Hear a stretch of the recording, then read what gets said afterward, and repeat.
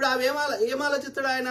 ఒక above 25-30 years వచ్చిన ఆయన, అరే నా బతుకు తెరువు కావాలి, నాకు పని దొరకాలి, నేను చేసిన పనికి సరిగ్గా వేతనం రావాలి, ఇట్లా ఆలోచిస్తాడు కదా. కాబట్టి వాళ్ళ డే టు డే సమస్యలే వాళ్ళని ప్రయారిటీ చేసినప్పుడు వాళ్ళని ఇక నువ్వు మతం పేరు చెప్పినా ఇంకోటి చెప్పినా వాళ్ళు వినరు.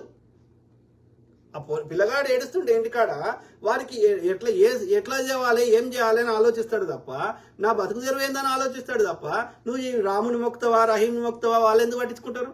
వాళ్ళకి ఏం అవసరం? కాబట్టి ఒక ఏజ్ దాటిన వాళ్ళని వీళ్ళు ఏం మ్యానిపులేట్ చేయలేరు, చేసినా వాళ్ళు వినరు. ఎందుకంటే వాళ్ళ డే టు డే సమస్యలే వాళ్ళ ఫస్ట్ ప్రయారిటీ ఉంటాయి. తెలంగాణ ఇంతమంది రైతులు ఉన్నారు, మరి రైతులు ఎందుకు బీజేపీ కోటేస్తలేరు గ్రామీణ ప్రాంతాల్లో? ఎందుకంటే రైతు సమస్యలు వేరున్నాయి. జై శ్రీరామ్ అంటే ఎంత అనకపోతే దే డోంట్ కేర్. అర్థమైందా? కాబట్టి రైతులు ఓటేస్తలేరు బీజేపీకి. బీజేపీ కూడా ఇంత మొత్తుకున్న సౌత్ ఇండియాలో ఎందుకు ఓట్లు పడతలేవు? నార్త్ ఇండియాలో కూడా నిజంగా ఓట్లేస్తుర్రా. కాబట్టి ఎవరిని మ్యానిపులేట్ చేయగలుగుతావు? యూత్ని చేయగలుగుతావు. ఎందుకని?